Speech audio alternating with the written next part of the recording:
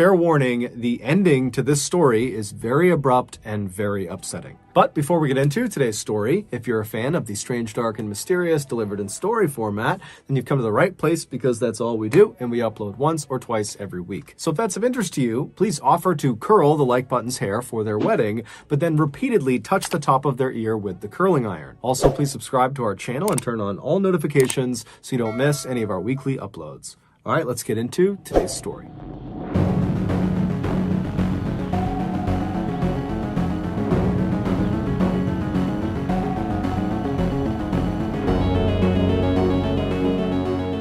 Strongsville, Ohio used to be just another typical quiet American suburb. Nice homes, nice families, nice restaurants, and a mall.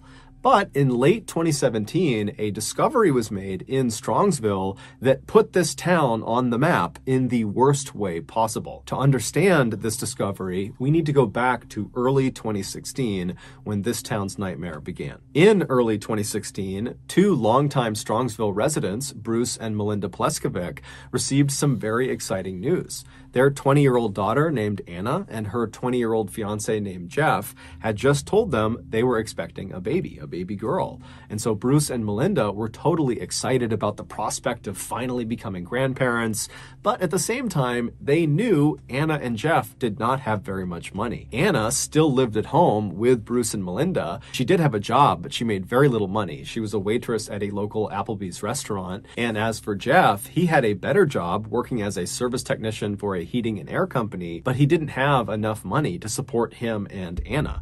In fact, he didn't even have enough money to move out of his parents' home. He was still living with them on the other side of Strongsville. And so this couple, they're really excited about their baby, but Bruce and Melinda are thinking, we really got to find a way to support them because they're just not prepared for this first child. And so Bruce and Melinda, they talked it over and they decided the best way to support this young couple was to tell their daughter, if she wanted to, she could invite Jeff to come stay at their house. That way the two of them could be together, and once they had their daughter, Bruce and Melinda could be the great-grandparents and help take care of the baby. And in general, this would allow the couple to just continue to save money and move out when they were ready. And so when they told Anna they were willing to do this, Anna was so happy. She was so grateful. She called Jeff, and Jeff was equally happy and grateful and said, yes, I would love to move in with you guys. So it took several months, but finally in June of 2016, which was the same month that Jeff and Anna welcomed their daughter to the world, Jeff would leave his parents' home and move into Bruce and Melinda's home. And almost immediately after he moved in, he and the rest of Anna's family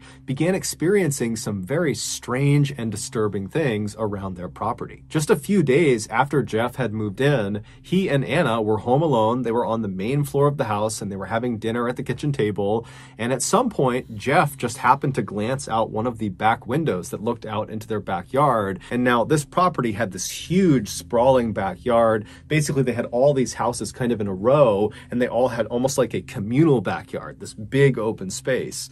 And so Jeff is looking out into this huge backyard, and he sees off in the distance something strange. He doesn't really know what he's looking at because it's nighttime, it's dark, but he stands up and he walks over to the window, and as he's looking out, he sees way off on the backside of their property are these four strangers just standing there, appearing to be smoking something, and they're just kind of looking up at the Pleskovic house. And so Jeff is looking out the window at these four, not really sure what to make of them, and he calls Anna over, and so Anna walks over, and the two of them are looking out, not really sure what to do. I mean, on the one hand, these four people who they clearly didn't know, or they believed they didn't know, were definitely trespassing.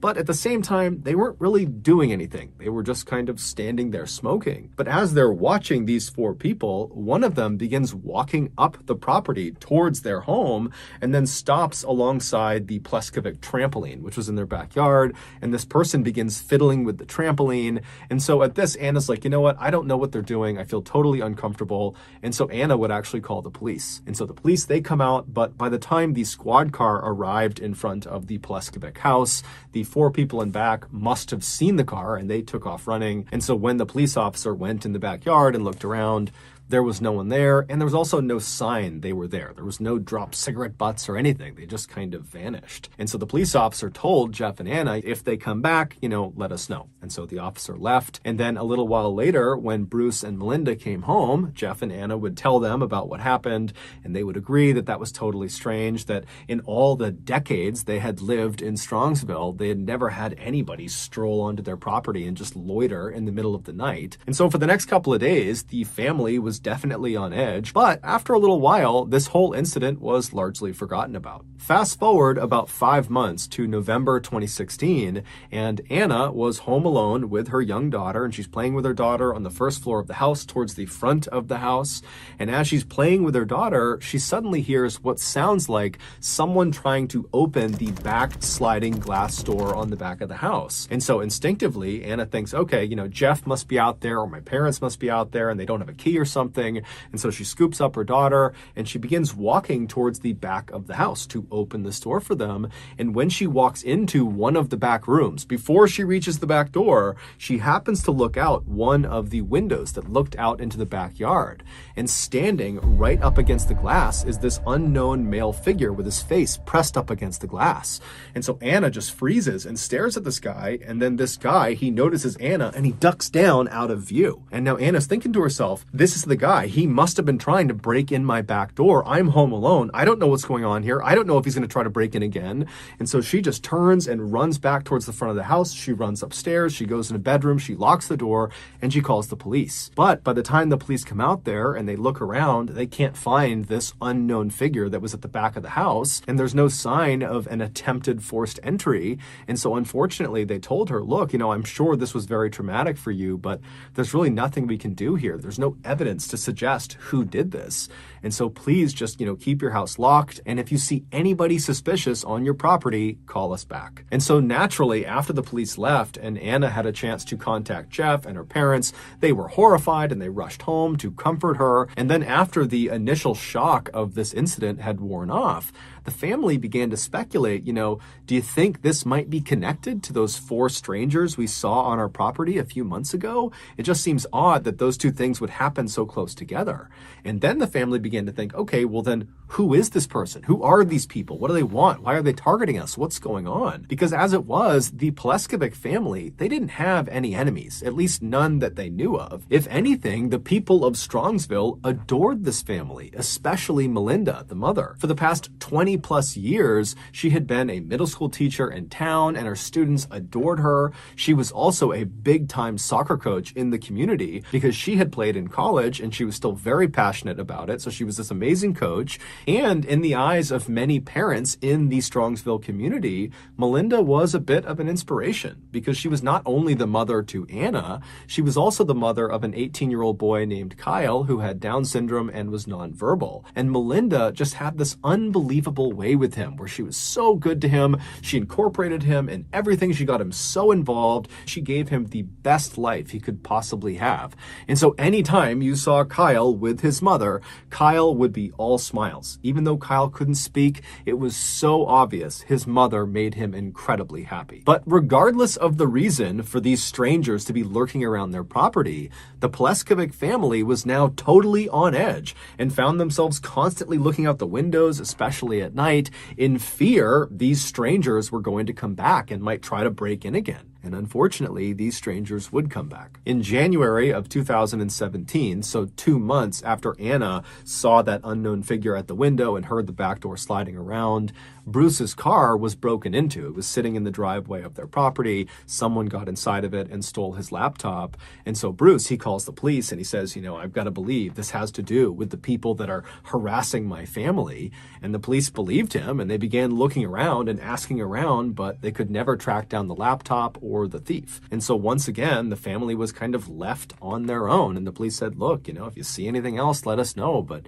there's not much we can do here. A few months later, in July of that year, Anna, Jeff, and their daughter were all home together one night when Anna happened to look out one of the back windows on their first floor, and out on the very back of the property were 3 strangers just standing in that same spot where they saw those 4 strangers smoking the year before.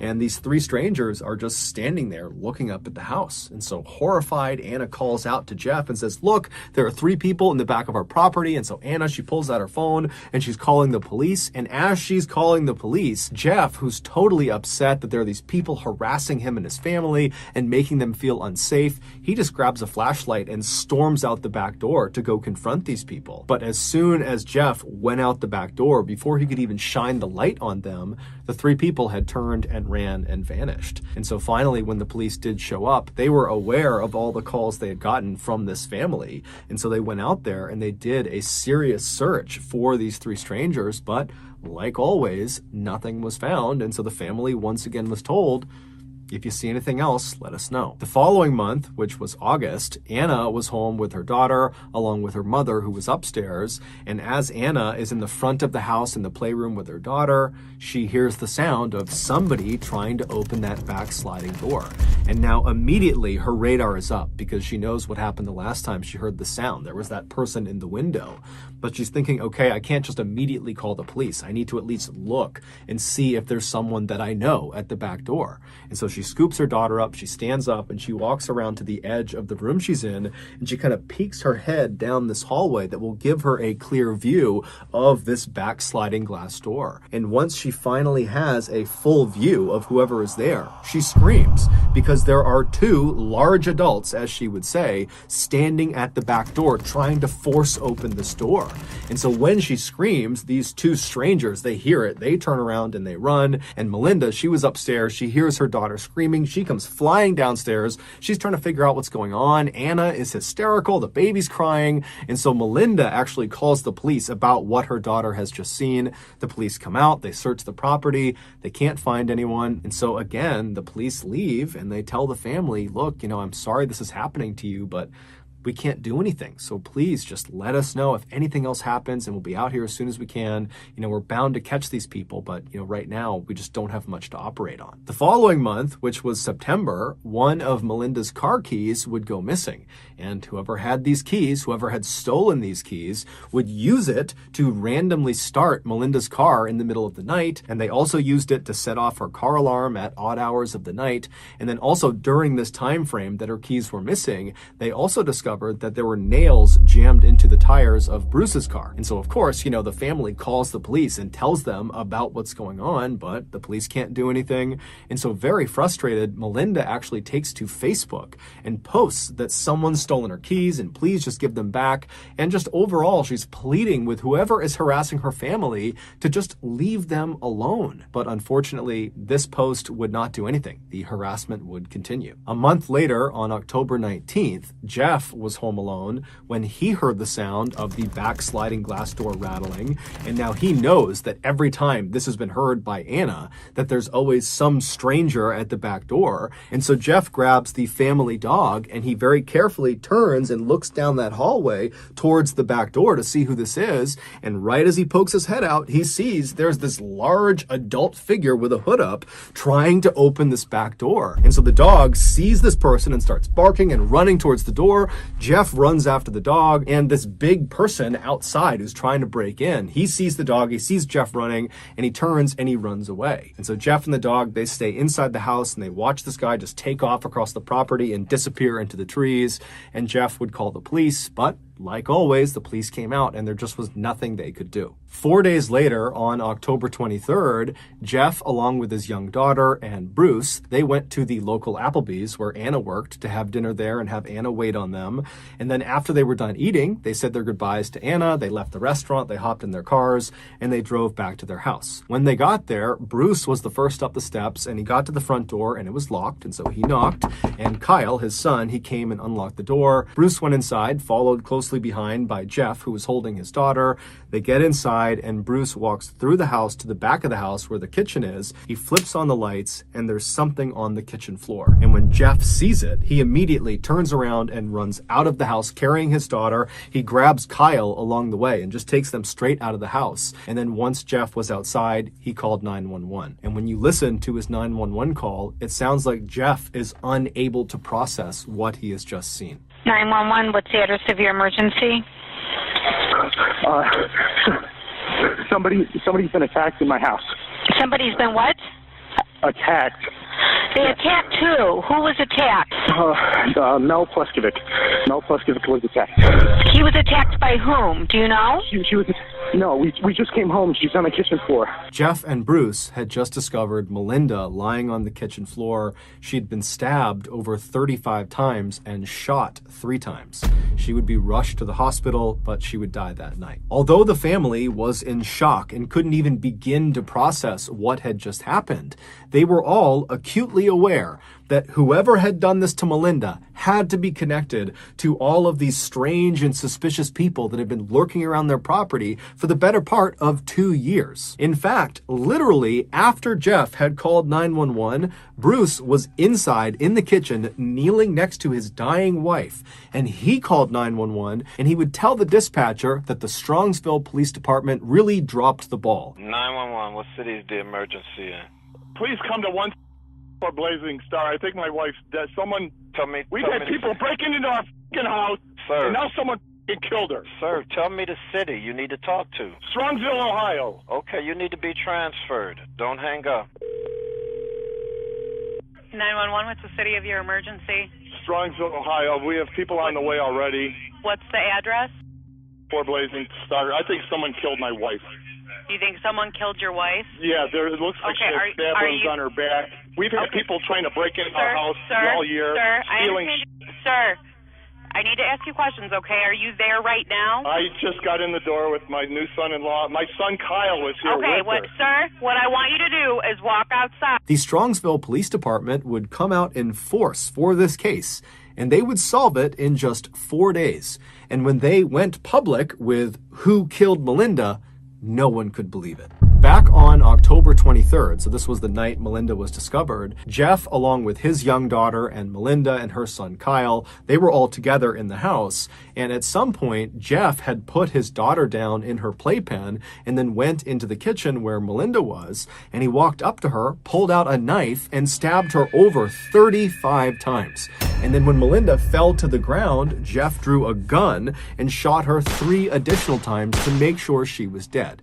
Now, while he was doing this, his daughter is literally just a few feet away, and Kyle, presumably, is also right nearby, but he has no way of understanding what's happening to his mother. And so with these 2 totally innocent lives just right nearby, Jeff would clean off his weapons, and he'd take off his bloody clothes, and he would hide them inside of his car, and then he would just scoop up his daughter, and he would leave the house, leaving Kyle alone in the house with his dying mother in the kitchen, just leaves him there, shuts the door, locks it, and then Jeff and his daughter would drive to Applebee's to have dinner with Melinda's husband and her daughter. And then after several hours, when they got back to the property, Jeff knew what was waiting for them inside, and he still allowed Bruce to go inside first and discover his dying wife on the kitchen floor. Very little is known about why Jeff did this, because Jeff has actually never come out and given his motive for the crime.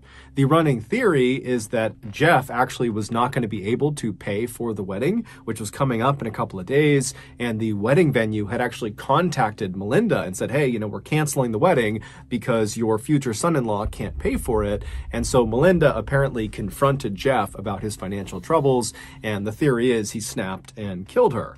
However, that can't possibly be the entire story for why he did this, because it would turn out Jeff was found to be responsible for literally every single suspicious event that had taken place around the Pleskovic property leading up to the attack. Meaning every time they had seen strangers lurking around their property or people trying to break into their house, that had been because of Jeff. Either it was literally Jeff outside being one of these suspicious people, or he had asked friends or hired someone or groups of people to pretend to be suspicious people on the property, or Jeff had been the only person to see these suspicious people, and then miraculously, when other people attempted to look outside, they were gone. And so obviously Jeff was lying. And so I actually had the opportunity to speak with one of Jeff's childhood friends who was actually living roughly in the Strongsville area when this horrible murder took place. And what this person told me is that what is kind of generally accepted as why Jeff did this, according to the people in Strongsville, is that Jeff apparently loathed Melinda. Even though she had opened her house to him, he loathed her. And as soon as he moved in 2016, he began plotting to kill her. And so all of these suspicious events were Jeff's attempt at building this really intricate alibi that they had these strangers out there that were targeting this family. And so that when she would ultimately be killed by him, it would look like these strangers had done it. And at first, it totally worked. Everybody believed, the police, the family, friends, that strangers had broken into the house and killed Melinda. In fact, there was so little suspicion on Jeff after her murder that Jeff actually served as a pallbearer in Melinda's funeral. But ultimately, the police would discover the knife and some bloody clothes in the back of Jeff's car. And so they would arrest him and they would present this mountain of evidence against him, and Jeff would confess to killing Melinda. However, he wouldn't give any additional information about the crime. He would just basically say, yes, I did kill her. He would also never give an apology or explanation to the family. He would ultimately be sentenced to life in prison with the opportunity for parole after 33 years. During Jeff's trial, there was this totally heartbreaking moment when Bruce, Melinda's husband, spoke, and he would say their son, Kyle, does not understand that his mother is gone. And so now, every time they go out to eat, which is something Kyle really likes to do, and he used to love doing with his mother, he'll just sit and stare out the window, eagerly expecting his mother to show up any minute. But of course, she never does. So that's going to do it, guys. If you got something out of today's episode and you haven't done this already, please offer to curl the like button's hair for their wedding, but then repeatedly touch the top of their ear with the curling iron. Also, please subscribe to our channel and turn on all notifications so you don't miss any of our weekly 1 or 2 video uploads. We are now selling merchandise like flannels and hats and sweatshirts and all sorts of stuff. If you're interested, go to shopmrballin.com. If you want to learn about upcoming deals and promotions for our shop, go to our shop's Instagram page. The username is just Shop Mr. Ballin. If you want to get in touch with me, you can direct message me on Instagram or on Twitter. My username for both platforms is the same. It's just Mr. Ballin. I also have a ton of content over on TikTok where my username is also Mr. Ballin. We also have a second YouTube channel just called Mr. Ballin Shorts where we post random short videos and lost episodes. We also have a Facebook page just called Mr. Ballin where we post condensed versions of the longer episodes you see on YouTube. If you have a story suggestion, please submit it to our subreddit just called Mr. Ballin. It's linked in the description below. So whether I see you on Instagram, Twitter, TikTok, Reddit, YouTube, Facebook, or some combination, just know that I really appreciate your support. And until next time, that's going to do it. See ya.